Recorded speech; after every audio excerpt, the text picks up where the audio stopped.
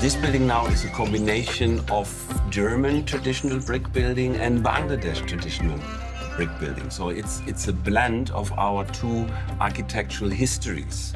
Old institute was very different. We didn't have an open office. We had everybody had his own small office.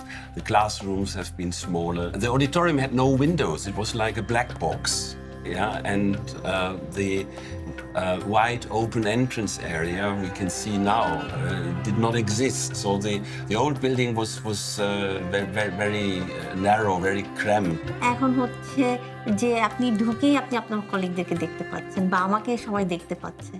হ্যাঁ, এই একটা smile দিয়ে শুরু করাটা এটা কিন্তু অনেকটা দিনের আমার কাছে মনে হয় একটা বিশাল বড় যুদ্ধ জয় করার মতো, যে দিনের শুরুটা একটা হাসি দিয়ে। তো এটা আগে কিন্তু ছিল না। এখানে যদি আমি আগের হাউস টেনের সাথে তুলনা করি তাহলে এখন আমি বলবো আরও অনেক কিছু যোগ হয়েছে, যেটা আমাদের দর্শকদের জন্য বা ছাত্রছাত্রীদের জন্য আরও বেশি বেনিফিটেড হবে আমি মনে করি। ক্লাসরুমগুলা আগে এখন অনেক টেকনিক্যাল ইকুইপমেন্ট আছে, আগে অতটা ছিল না। You don't have any plastered walls. It's all brickwork or concrete stones, and it's all visual. And we gave the walls also a structure. They're not simply flat walls, and that was by intention. Yeah? We have a building tradition in Germany, in the northern part of Germany, where we also build brick houses with structured facades.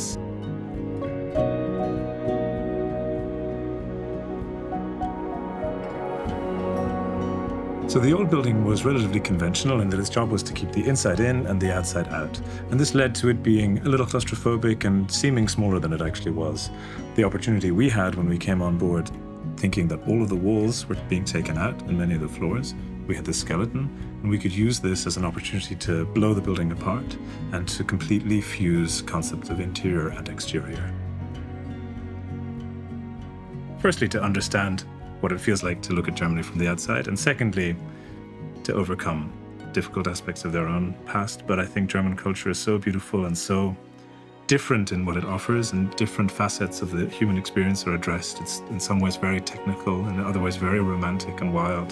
What I wanted people to feel in this building, and that's what I hoped to bring through by contrasting this kind of older, more medieval structure with this high-tech, new technology and putting them on top of each other to create a maximum contrast.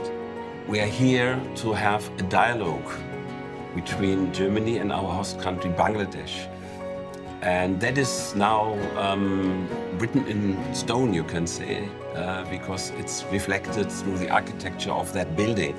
And that, I would say, is the biggest difference to the previous building. Now it's much more reflecting the purpose and the spirit of our work, which is cultural dialogue, exchange of ideas, openness, and being a place for free speech and free encounter between the Bangladeshi people among themselves, but also meeting German visitors.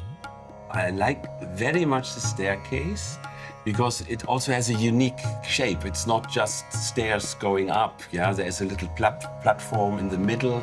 So it's a very unusual staircase. And from the staircase, you have these very nice views into the building.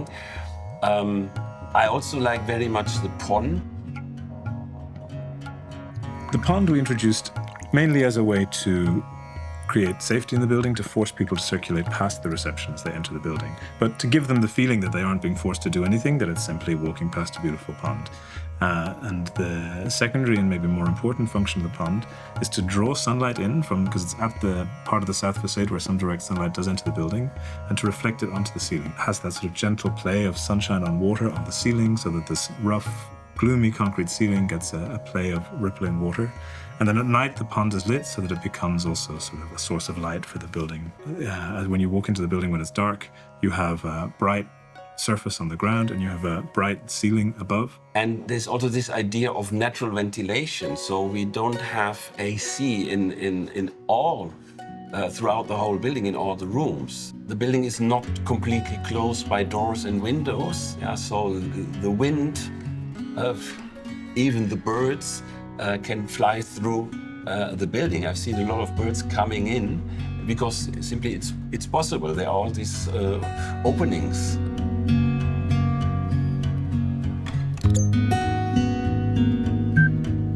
And it's really exciting to see that those have been completely revamped with a very new look, especially the library is fully open with all the glass and all the air coming in. I think this really captures the way modern German architecture is right now. Because of course in Germany I've been to parts where there was more of the older architecture, but I think newer buildings also really focus on the aspect of sustainability and making sure that there's this natural open aspect to it, which I think is really nicely captured here.